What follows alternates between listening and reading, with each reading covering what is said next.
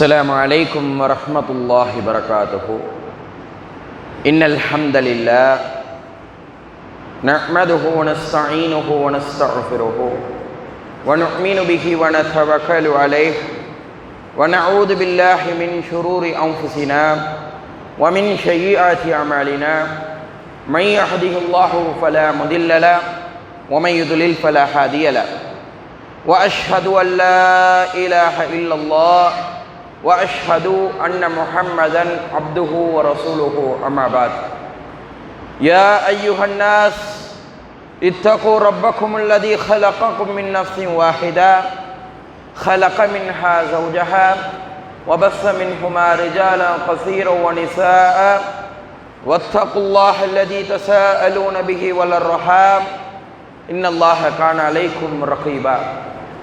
يا أيها الذين آمنوا اتقوا الله حق تقاته ولا تموتن إلا وأنتم مسلمون. يا أيها الذين آمنوا اتقوا الله وقولوا قولا سديدا يصلح لكم أعمالكم يغفر لكم ذنوبكم ومن يطع الله ورسوله فقد فاز فوزا عظيما. إن أصدق الحديث كتاب الله وأحسن الحديث حديث محمد صلى الله عليه وسلم وشر الأمور محدثاتها وكل محدثة بدعة وكل بدعة ضلالة وكل ضلالة في النار. சங்கை குறித்தான அல்லாஹ்வின் நல்லடியார்களே, அல்லாஹுடைய சாந்தியும் சமாதானமும் ரசூலுல்லாஹி ஸல்லல்லாஹு அலைஹி வஸல்லம் அவர்களின் மீதும் அவர்களை பின்பற்றி வாழ்ந்த சத்திய சஹாபாக்கள், தாபியீன்கள், தபா தாபியீன்கள், நாதாக்கள், சுஹதாக்கள், குறிப்பாக இந்த ஜும்மாவுடைய கடமையை குறித்த நேரத்திலே நிறைவேற்ற வந்திருக்கின்ற உங்கள் மீதும் என் மீதும் நின்று நிலவட்டுமாக என்று பிரார்த்தனை செய்தவனாக ஆரம்பம் செய்கின்றேன். ஆரம்பமாக அல்லாஹ்வின் மீதுள்ள அச்சத்தை கொண்டு ஆரம்பம் செய்கின்றேன். காரணம், ரசூலுல்லாஹி ஸல்லல்லாஹு அலைஹி வஸல்லம் அவர்கள் எந்த ஒரு உபதேசத்தை ஆரம்பம் செய்யும் போதும் அல்லாஹ்வின் மீதுள்ள அச்சத்தை கொண்டு ஆரம்பம் செய்வார்கள். எதையெல்லாம் அல்லாஹ் தஆலா நமக்கு ஹலாலாக்கினானோ அதையெல்லாம் நம்முடைய வாழ்வுகளில் இணைந்து வாழக்கூடிய வாழ்க்கையையும், எதையெல்லாம் அல்லாஹ் தஆலா நமக்கு ஹராமாக்கினானோ அதை விட்டு விலகக்கூடிய வாழ்க்கையை அல்லாஹ் தஆலா நம் அனைவருக்கும் தந்தருள்வானாக. வாழும் பொழுதும் மரணிக்கும் பொழுதும் இறை நம்பிக்கையாளர்களாகவே வாழ்ந்து இறை நம்பிக்கையாளர்களாகவே மரணிக்கக்கூடிய நசீபை அல்லாஹ் தஆலா நம் அனைவருக்கும் நசீபாக்குவானாக. கண்ணியமான அல்லாஹ்வின் நல்லடியார்களே, இந்த உலகத்தில் வாழக்கூடிய எந்த ஒரு சமுதாயமாக இருந்தாலும், எந்த சமய நெறிகளை பின்பற்றக்கூடிய மக்களாக இருந்தாலும், அவர்களுடைய மன அமைதி பெறுவதற்காக, தங்களுடைய இறைவனை வணங்குவதற்காக வழிபாட்டு தலங்களை உருவாக்குவார்கள். அந்த அடிப்படையில்தான் இந்துக்கள் கோயில்களையும், கிறிஸ்துவர்கள் தேவாலயங்களையும், குருத்வாலாக்களையும், முஸ்லீம்கள் பள்ளிவாசல்களையும் அமைத்திருக்கின்றோம். கண்ணியமான அல்லாஹ்வின் நல்லடியார்களே, மஸ்ஜித் என்பதற்கு அரபியிலே, பள்ளிவாசல் என்கின்ற சொல்லிற்கு அரபியிலே மஸ்ஜித் என்கின்ற பெயராக இருக்குகின்றது. மஸ்ஜிதினுடைய நேரடி பொருளை என்னவென்று பார்த்தால் சஜிதா செய்யக்கூடிய இடம். அல்லாஹ்வுக்கு இந்த பூமியிலே மிக விருப்பமான ஒரு இடம் என்னவென்று சொன்னால் அது பள்ளிவாசலாக இருக்குகின்றது. இந்த உலகத்திலே எந்த ஒரு இடமாக இருக்கலாம், அல்லாஹ்வுக்கு மிக விருப்பமான ஒரு இடம், அல்லாஹ்வுக்கு பிரியப்படக்கூடிய இடம், அல்லாஹ் நேசிக்கக்கூடிய இடம் எது என்று சொன்னால் அதுதான் பள்ளிவாசல். கண்ணியமான அல்லாஹ்வின் நல்லடியார்களே, ஏனைய வழிபாட்டு தலங்களுக்கும் மஸ்ஜிதிற்கும் என்ன வேறுபாடு? ஏனைய பள்ளிவாசல், ஏனைய வழிபாட்டு தலங்கள், இந்து சமய நெறிகளை எடுத்துக்கொண்டோம் என்று சொன்னால் கோயில்கள் இருக்குகின்றது, தேவாலயங்கள் இருக்குகின்றது, குருத்வாலாக்கள் இருக்குகின்றது. இதற்கும் பள்ளிவாசலிற்கும் என்ன வித்தியாசம்? இதற்கும் பள்ளிவாசலுக்கும் என்ன விஷயங்கள் எல்லாம் வித்தியாசப்படுகின்றது என்பதனை நாம் புரிந்து கொள்ள வேண்டும். ரசூலுல்லாஹி ஸல்லல்லாஹு அலைஹி வஸல்லம் அவர்கள் எப்படி நடந்து கொண்டார்கள் என்பதனை அனஸ் இப்னு மாலிக் ரலியல்லாஹு அன்ஹு அவர்கள் பதிவு செய்கின்றார்கள். ஒரு ஊருக்கு ரசூலுல்லாஹி ஸல்லல்லாஹு அலைஹி வஸல்லம் அவர்கள் போர்த்தெடுத்து சென்றார்கள் என்று சொன்னால், தன்னுடைய படைகளை கிளப்பி கொண்டு சென்றார்கள் என்று சொன்னால், இரவு நேரத்திலே அந்த ஊரினுடைய எல்லையிலே ரசூலுல்லாஹி ஸல்லல்லாஹு அலைஹி வஸல்லம் அவர்கள் தங்குவார்கள். எல்லை புறத்திலே தங்கும் பொழுது ஃபஜர் வரைக்கும் ரசூலுல்லாஹி ஸல்லல்லாஹு அலைஹி வஸல்லம் அவர்கள் காத்திருப்பார்கள்.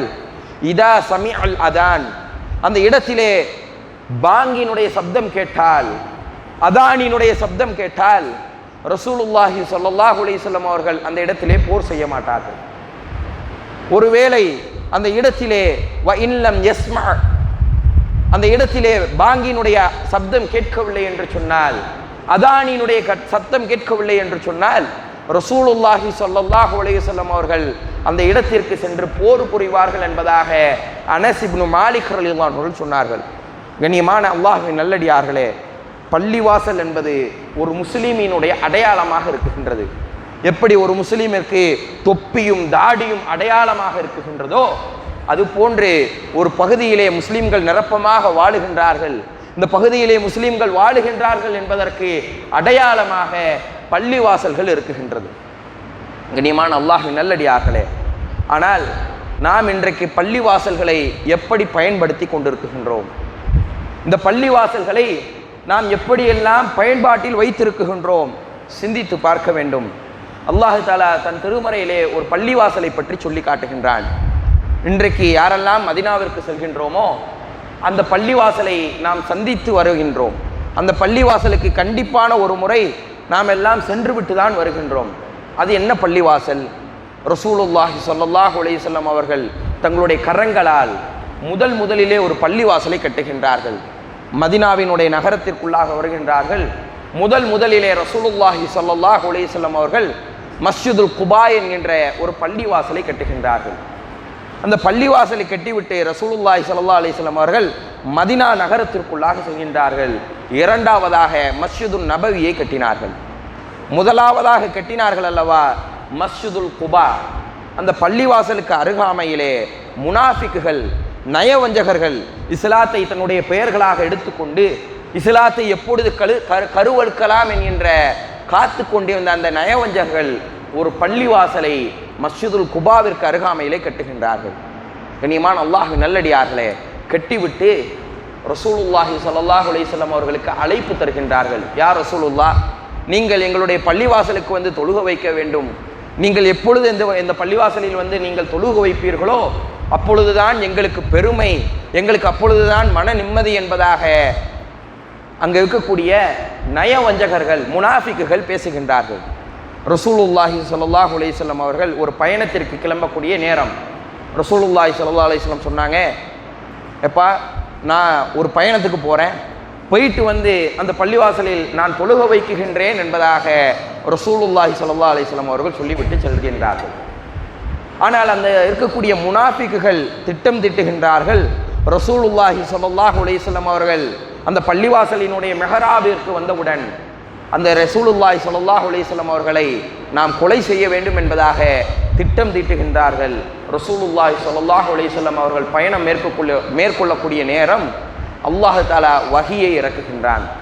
லா தகூமு ஃபீஹி அபதன், நீங்கள் ஒரு காலமும் அந்த பள்ளிவாசலில், நபியே நீங்களும் உங்களை சார்ந்தவர்களும் ஒரு காலமும் அந்த பள்ளிவாசலிலே நிற்காதீர்கள். ல மஸ்ஜிதில் உஸ்ஸிஸ அல தக்வா, நீங்கள் எந்த பள்ளிவாசலில் நிற்க வேண்டும் தெரியுமா?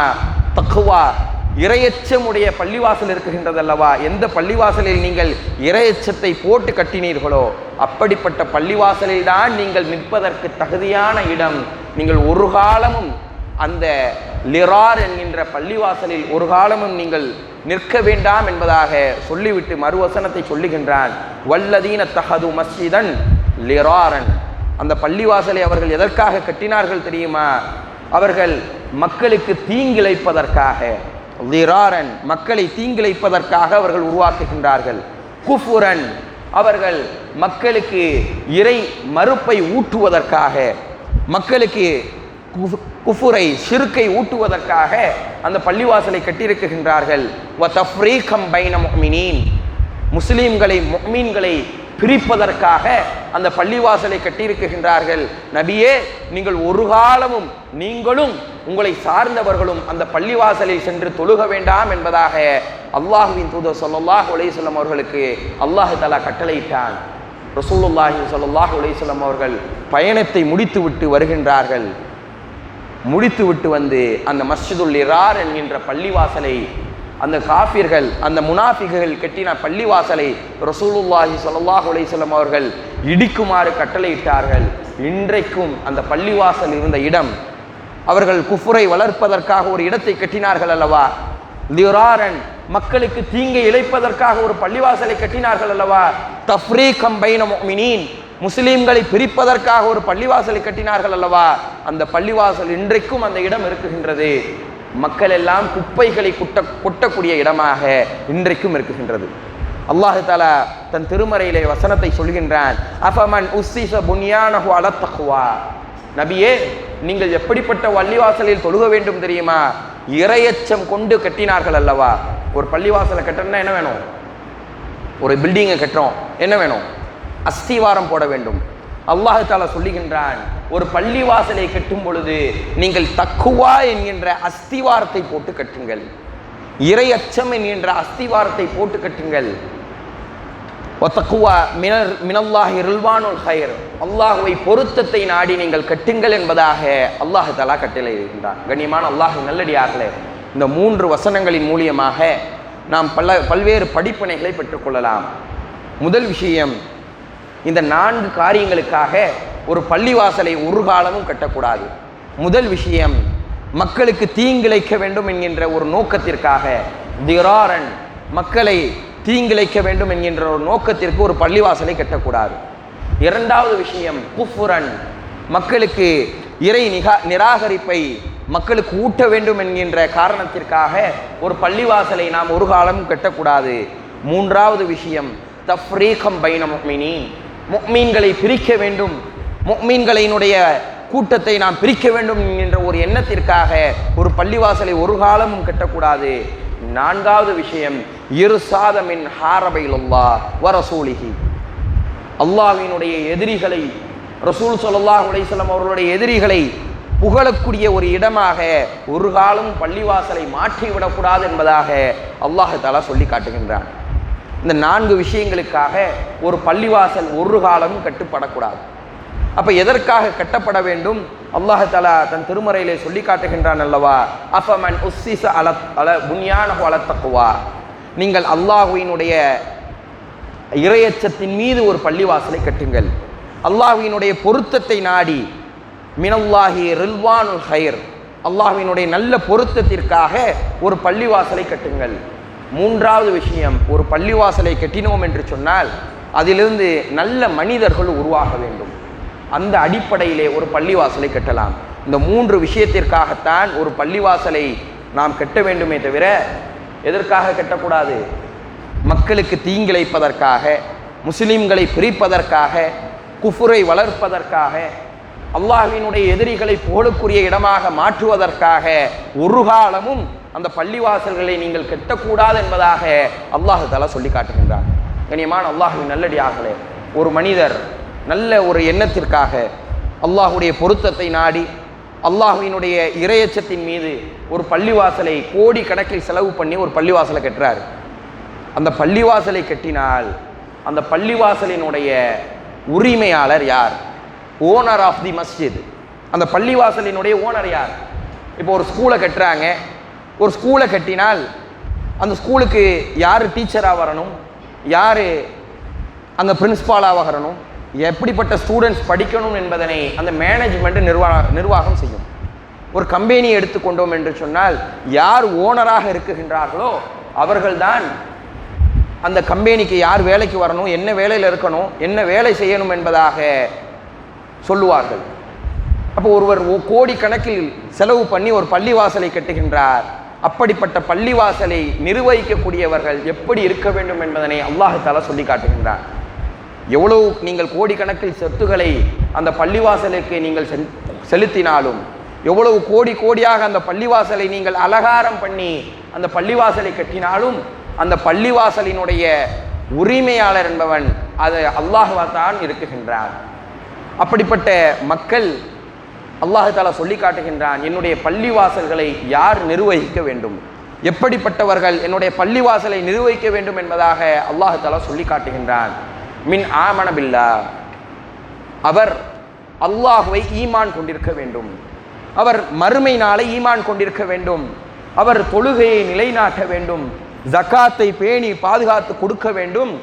ஐந்தாவது விஷயம், அவர் அல்லாஹ்வுக்கு பயப்பட வேண்டும், மனிதர்களுக்கு ஒரு காலமும் அல்லாஹ்வுடைய விஷயத்தில் அல்லாஹ்வுக்கு பயப்பட வேண்டும், மனிதர்களுக்கு ஒரு காலமும் அந்த நம்ம பள்ளிவாசலை நிர்வகிக்கக்கூடிய நிர்வாகிகள் பயப்படக்கூடாது என்பதாக அல்லாஹ் தஆலா சுட்டி காட்டுகின்றான். இப்போ 5 பண்புகள் யாரிடம் இருக்குகின்றதோ அவர் அந்த பள்ளிவாசலை நிர்வகிக்கக்கூடிய தகுதி உடையவர்களாக இருக்குகின்றார்கள். கண்ணியமான அல்லாஹ்வின் நல்லடியார்களே, இன்றைக்கு நம்முடைய ஊர்களிலே பல்வேறு பள்ளிவாசல்களை கட்டியிருக்கின்றோம். தமிழ்நாடு முழுக்க, இந்தியா முழுக்க, உலகம் முழுவதிலும் பல்வேறு பள்ளிவாசல்கள் இருக்குகின்றது. எந்த கொள்கையின் அடிப்படையிலே பள்ளிவாசலை கட்டுகின்றோம்? ஒரு பள்ளிவாசல் கட்டினால் அதற்கு கொள்கை கோட்பாடுகள் இருக்க வேண்டும். ஃபத்ஹே மக்கா ஹிஜ்ரி 8 ரசூலுல்லாஹி ஸல்லல்லாஹு அலைஹி வஸல்லம் அவர்கள் மக்காவை வெற்றி கொள்கின்றார்கள், மக்காவிற்குள்ளாக நுழைகின்றார்கள், காபத்துல்லாவினுடைய கதவுகள் திறக்கப்படுகின்றது. ரசூலுல்லாஹி ஸல்லல்லாஹு அலைஹி வஸல்லம் அவர்கள் உள்ளே செல்கின்றார்கள். கிட்டத்தட்ட காபாவை சுற்றி 365 சிலைகள் இருந்தது. ஒவ்வொரு சிலைகளையும் ரசூலுல்லாஹி ஸல்லல்லாஹு அலைஹி வஸல்லம் அவர்கள் தன்னுடைய கரங்களால் உடைத்தார்கள். காபத்துல்லாவுக்குள்ளாக நுழைந்தால் உள்ளே நுழையும் பொழுது இப்ராஹிம் அலைஹிஸ்ஸலாம், இந்த மார்க்கத்தினுடைய தந்தை, எந்த நபியினுடைய மார்க்கத்தை நீங்கள் பின்பற்றுங்கள் என்பதாக அல்லாஹ் தஆலா சொல்லி காட்டுகின்றானோ அப்படிப்பட்ட இந்த மார்க்கத்தினுடைய தந்தை இப்ராஹிம் அலைஹிஸ்ஸலாம் அவர்களினுடைய சிலையும் இருக்குகின்றது. நாம இருந்தால் என்ன செய்திருப்போம்? இது இப்ராஹிம் அலைஹிஸ்ஸலாம் அவர்களுடைய சிலை அல்லவா, நாம் எதற்காக இதை உடைக்க வேண்டும்? ஒரு நபியினுடைய சிலை என்பதாக அந்த சிலையை விட்டு வைத்திருப்போம். ஆனால் ரசூலுல்லாஹி ஸல்லல்லாஹு அலைஹி வஸல்லம் அவர்கள் இப்ராஹிம் அலைஹிஸ்ஸலாம் அவர்களுடைய சிலைகளையும் உடைத்தார்கள். காரணம், ஒரு பள்ளிவாசலுக்கான கொள்கை கோட்பாடுகள் இருக்க வேண்டும். அந்த பள்ளிவாசலில் அனாச்சாரங்கள் ஒரு காலம் நடக்கக்கூடாது. இது அல்லாஹ்வினுடைய இறை இல்லம். அல்லாஹ்வினுடைய இறை இல்லத்தில் ஒரு காலமும் அல்லாஹ்வுக்கு மாறான விஷயங்கள், அல்லாஹ்வுக்கு இணை வைக்கக்கூடிய விஷயங்கள், அல்லாஹ்வுக்கு நிகராக ஒருவரை புகழக்கூடிய விஷயங்கள் ஒரு காலமும் இந்த பள்ளிவாசல்களில் இருக்கக்கூடாது என்பதற்கு ஒரு உதாரணம் தான் ஃபத்ஹே மக்கா. கண்ணியமான அல்லாஹ்வின் நல்லடியார்களே, இன்றைய காலகட்டத்தை நாம் எடுத்துக்கொள்ளலாம். பள்ளிவாசல்கள் எப்படி செயல்பாடுகளில் இருக்குகின்றது? 5 நேரம் தொழுகை, 2 ஈது பெருநாட்கள், நோன்பு கஞ்சிகளை வழங்குவது, பிள்ளைகளுக்கு மக்தப் மதரசா, இதோடு நம்முடைய பள்ளிவாசலினுடைய செயல்பாடுகளை நாம் குறைத்து கொண்டோம். அன்றைய காலத்து மஸ்ஜிது நபவி, ரசூலுல்லாஹி ஸல்லல்லாஹு அலைஹி வஸல்லம் அவர்களுடைய காலகட்டத்தில் இருந்த மஸ்ஜிது நபவியை நாம் எடுத்து பார்க்க வேண்டும். அந்த பள்ளிவாசல் எப்படியெல்லாம் செயல்பட்டது, எப்படியெல்லாம் ரசூலுல்லாஹி ஸல்லல்லாஹு அலைஹி வஸல்லம் அவர்கள் மஸ்ஜிது நபவியை செயல்படுத்தினார்கள் என்பதனை நாம் புரிந்து கொள்ள வேண்டும். மஸ்ஜிது நபவி கல்வி கூடமாக செயல்பட்டது. அஸ்ஹாபு சுஃபா, திண்ணை தோழர்கள் அங்கு சென்று கல்விகளை கற்றுக்கொண்டிருந்தார்கள். பெண்களுக்கு கல்வி கற்கக்கூடிய ஒரு நேரத்தை ரசூலுல்லாஹி ஸல்லல்லாஹு அலைஹி வஸல்லம் அவர்கள் ஒதுக்கி வைத்திருந்தார்கள். பெண்கள் எல்லாம் சென்று அந்த பள்ளிவாசலிலே அமர்ந்து ரசூலுல்லாஹி ஸல்லல்லாஹு அலைஹி வஸல்லம் அவர்களிடம் கல்விகளை கற்றுக்கொள்வார்கள். 3வது விஷயம், அந்த பள்ளிவாசல் ஒரு பாராளுமன்றமாக செயல்பட்டது. இன்றைக்கெல்லாம் நம்முடைய நாடுகளில் பாராளுமன்றங்கள் இருக்குகின்றதல்லவா? அன்றைக்கு ஒரு முடிவை எடுக்க வேண்டும் என்று சொன்னால், நாட்டிற்கான ஒரு நலத்திட்டங்களை உதிக்க வேண்டும் என்று சொன்னால், ரசூலுல்லாஹி ஸல்லல்லாஹு அலைஹி வஸல்லம் அவர்களும் சஹாபாக்களும் அங்கு அமர்ந்துதான் முடிவுகளை எடுப்பார்கள். ஒரு நீதிமன்றமாக யாராவது தவறு செய்து விட்டால் பள்ளிவாசலில் வைத்துதான் அவர்களுக்கு தீர்ப்பு கொடுக்கப்பட்டது. ஜனாதிபதியினுடைய மாளிகை போன்று செயல்பட்டது. யாராவது வெளியூர்லேருந்து ஒரு அமைச்சரோ யாராவது ஒருவர் வந்தால் அவரை தங்க வைக்கக்கூடிய இடமாக அன்றைக்கு பள்ளிவாசல்கள் செயல்பட்டது. அதுக்கும் மேலாக சஹாபாக்கள் போர் பயிற்சி செய்யக்கூடிய இடமாக பள்ளிவாசல் செயல்பட்டது. சிறைச்சாலையாக பள்ளிவாசலினுடைய தூண்களில் காஃபிர்களை கட்டி போட்டு வைத்திருந்தார்கள். சிறையில் சென்று பிடித்து வருகின்றார்கள் அல்லவா, போருக்கு சென்று. அப்படிப்பட்ட காஃபிர்களை எல்லாம், பிணை கைதிகளை எல்லாம் மஸ்ஜிது நபவியினுடைய தூண்களில் கட்டப்பட்டு வைத்திருந்தார்கள்.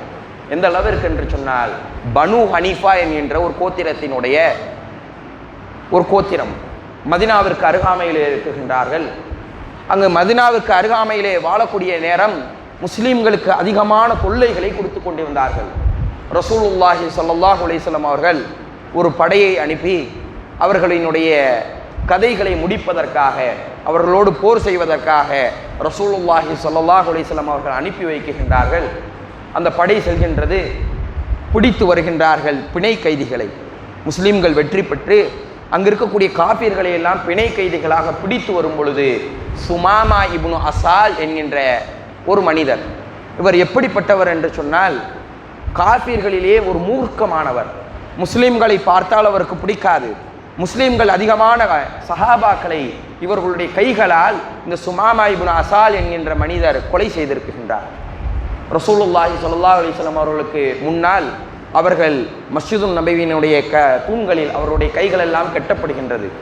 ரசூலுல்லாஹி ஸல்லல்லாஹு அலைஹி வஸல்லம் அவர்கள் கேட்கின்றார்கள், சுமாமா இப்னு அசாலே, இப்போ நான் உங்களை என்ன செய்ய போகிறேன் தெரியுமா அப்படின்னு கேட்கும் பொழுது சுமாமா இப்னு அசால் சொன்னார், முஹம்மதே, நீங்கள் என்னை கொலை செய்வீங்க.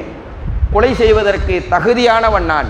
காரணம், அதிகமான முஸ்லீம்களை என்னுடைய கரத்தால் கொலை செய்திருக்கின்றேன். ஒருவேளை நீங்கள் என்னை மன்னிச்சு விட்டுட்டீங்கன்னா உங்களுக்கு நான் நிறைய பொற்காசுகளை தருகின்றேன் என்பதாக அவர் ஒரு டீல் பேசுகிறார். ரசூலுல்லாஹி ஸல்லல்லாஹு அலைஹி வஸல்லம் அவர்கள் அமைதியாக அந்த இடத்தை விட்டு சென்று விடுகின்றார்கள். மறுநாள் ரசூலுல்லாஹி ஸல்லல்லாஹு அலைஹி வஸல்லம் அவர்கள் அதே சுமாமா இப்னு அசாலிடம் அதே கேள்வியை கேட்கின்றார்கள். சுமாமா இப்னு அசாலே, உன்னை நான் என்ன பண்ண போகிறேன்னு தெரியுமா அப்படின்னு கேட்கும் பொழுது சுமாமா இப்னு அசால் அதே பதிலை சொல்கின்றார், நான் அதிகமான முஸ்லீம்களை என்னுடைய கரத்தால் கொலை செய்திருக்கின்றேன். நீங்கள் என்னை கொல்றதுக்கு தகுதியான ஆள் தான்.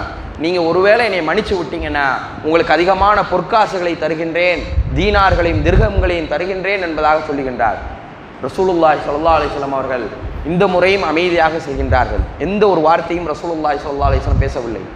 மூன்றாவது நாள் ரசூலுல்லாஹி ஸல்லல்லாஹு அலைஹி வஸல்லம் அவர்கள் சுமாமா இப்னு அசாலிடம் வரும் பொழுது சுமாமா இப்னு அசாலிடம் சில மாற்றங்கள் தென்பட்டது. காரணம், அன்றைக்கு பள்ளிவாசலை சுற்றி தான் முஸ்லீம்கள் தங்களுடைய வேலைகளை செய்து கொண்டிருந்தார்கள். அனைத்து விஷயங்களையும் பள்ளிவாசலில் அமர்ந்து கொண்டு முஸ்லீம்களை எல்லாம் பார்க்கலாம். சுமாமா இப்னு அசாலிடம் ரசூலுல்லாஹி ஸல்லல்லாஹு அலைஹி வஸல்லம் வருகின்றார்கள். சுமாமா இப்னு அசாலை பார்த்தவுடன் அந்த சுமாமா இப்னு அசால் சொன்னார், யா ரசூலுல்லாஹ், இவ்வளவு காலமாக முஹம்மது என்பதாக சொல்லிக் கொண்டிருந்த அந்த சுமாமா இப்னு அசால் முஹம்மது என்கின்ற வார்த்தையை நிறுத்திவிட்டு, யா ரசூலுல்லாஹ், எனக்கு குளிப்பதற்கு அனுமதி தாருங்கள் என்பதாக கேட்கப்படுகின்றது. அனுமதி அளிக்கப்படுகின்றது. குளித்து விட்டு ரசூலுல்லாஹி ஸல்லல்லாஹு அலைஹி வஸல்லம் அவர்களுடைய கைகளை பிடிக்கின்றார்கள். அஷ்ஹது அல்லா இலாஹ இல்லல்லாஹ் வ அன்னக முஹம்மதுர் ரசூலுல்லாஹ், அல்லாஹ் தான் ஒரே இறைவன், அவனை தவிர வேறு இறைவன் இல்லை, நீங்கள் அல்லாஹ்வினுடைய திருத்தூதராக இருக்குகின்றீர்கள் என்பதாக உடனடியாக கலிமாவை சொல்லி இஸ்லாத்தை ஏற்கின்றார்கள். எந்த ஒரு தாவாவும் நடக்கவில்லை, எந்த ஒரு அழைப்பு பணியும் நடக்கவில்லை. அவர்கள் வெறும் இஸ்லாத்தை, முஸ்லீம்களினுடைய செயல்பாடுகளை பார்த்தார்கள். சுமாமா இப்னு அசால் ரலியல்லாஹு அன்ஹுவாக மாறினார்கள். இஸ்லாத்தினுடைய மிகப்பெரிய எதிரி இஸ்லாமியர்களினுடைய செயல்பாடுகளை பார்த்து முஸ்லீம்களாக மாறினார்கள். கனிமான் அல்லாஹ்வின் நல்லடியார்களே, இன்றைய காலகட்டத்திலே நம்முடைய பள்ளிவாசலினுடைய செயல்பாடுகளை நாம் குறைத்து கொண்டிருக்கின்றோம்.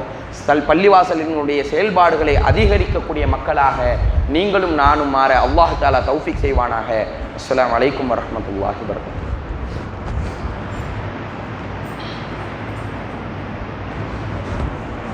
இன்னல் ஹம்தலில்லாஹ் வஸ்ஸலாத்து வஸ்ஸலாமு அலா ரசூலிஹி வ ஆலிஹி வ ஸஹ்பிஹி அஜ்மஈன். அம்மா பாத். கண்ணியமான அல்லாஹ்வின் நல்லடியார்களே, இது மாத்திரமல்ல, பள்ளிவாசலில் ஒரு ரேஷன் ஷாப்பாக, ரேஷன் கடை இருக்கா இல்லையா, அது போன்ற ஒரு ரேஷன் ஷாப்பாக அன்றைக்கு பள்ளிவாசல் செயல்பட்டது. ரசூலுல்லாஹி ஸல்லல்லாஹு அலைஹி வஸல்லம் அவர்கள் வெளியே நின்று பார்த்து கொண்டிருக்கக்கூடிய நேரம் ஒரு கோத்திரம் வருகின்றார்கள். மிக ஏழ்மையாக எதுவும் சாப்பிடுவதற்கு இல்லாமல் இருந்தார்கள். இதை பார்த்த ரசூலுல்லாஹி ஸல்லல்லாஹு அலைஹி வஸல்லம் அவர்களுடைய கண்கள் சிவந்தது. ரசூலுல்லாஹி ஸல்லல்லாஹு அலைஹி வஸல்லம் அவர்கள் கூறினார்கள், யார் இவர்களுக்கு தர்மம் செய்கின்றார்களோ ஒரு பேரித்தம்பளத்தையாவது தர்மம் செய்து நீங்கள் சொர்க்கம் நுழையுங்கள் என்பதாக ரசூலுல்லாஹி ஸல்லல்லாஹு அலைஹி வஸல்லம் அவர்கள் சொன்னார்கள்.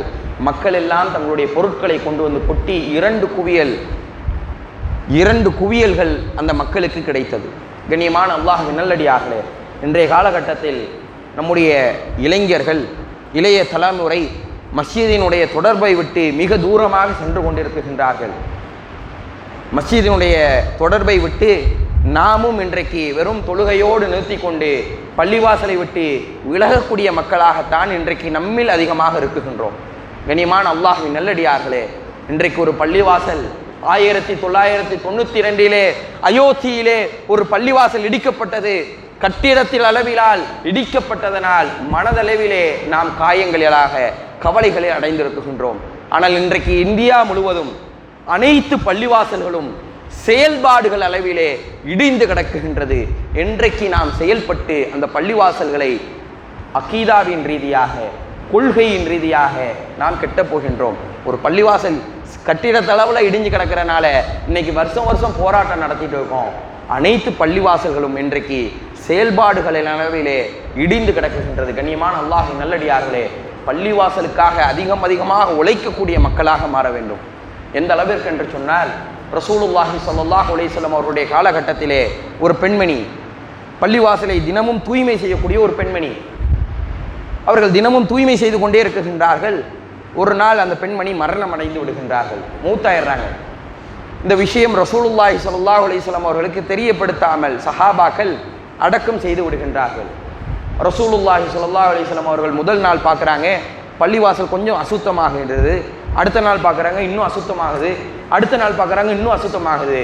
சஹாபாக்கள்கிட்ட கேட்குறாங்க, அந்த பெண்மணி எங்கே என்பதாக கேட்கும் பொழுது ரசூலுல்லாஹி ஸல்லல்லாஹு அலைஹி வஸல்லம் அவர்களிடம் சஹாபாக்கள் சொன்னார்கள், யா ரசூலுல்லாஹ், அந்த பெண்மணி மரணிச்சிட்டாங்க, நாங்கள் அடக்கம் செஞ்சிட்டோம், உங்களுக்காக நாங்களே தொழுவ வச்சு அடக்கம் செஞ்சிட்டோம்னு சொல்லும்போது ரசூலுல்லாஹி ஸல்லல்லாஹு அலைஹி வஸல்லம் அவர்கள் கோபப்பட்டார்கள்.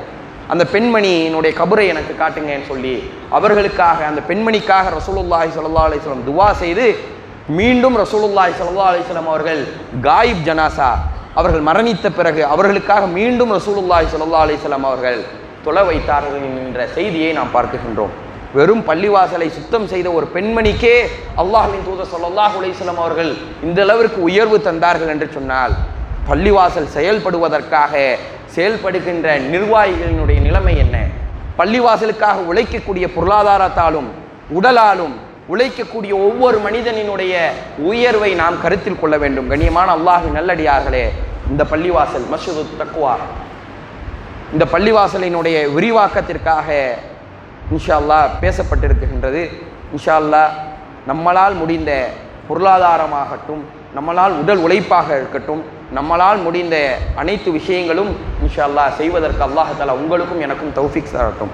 இன்ஷா அல்லாஹ் தங்களால் முடிஞ்ச பொருளாதாரங்களையோ தங்களால் முடிந்த செயல்களையோ இன்ஷா அல்லாஹ் இந்த பள்ளிவாசலுக்காக உதவி செய்யுங்கள். அதே போன்று மஸ்ஜிதினுடைய செயல்பாடுகளை அதிகரிக்க வேண்டும் என்கின்ற எண்ணத்தில் ஒவ்வொரு ஞாயிற்றுக்கிழமைகளிலும் மாணவர்களுக்கு தீனியாத் வகுப்பு எடுக்க ஆலோசனை செய்யப்பட்டிருக்கின்றது. இன்ஷா அல்லாஹ் உங்களினுடைய குழந்தைகளை அனுப்பி கல்விமான்களாக, குழந்தைகளை மார்க்க அடிப்படையிலே வளர்க்கக்கூடிய மக்களாக நீங்கள் மாற அல்லாஹ் தஆலா, நீங்களும் நானும் மாற அல்லாஹ் தஆலா தௌஃபீக் செய்வானாக. எதை கேட்டோமோ அதன்படி அமல் செய்ய அல்லாஹ் தஆலா உங்களுக்கும் எனக்கும் தௌஃபீக் செய்வானாக.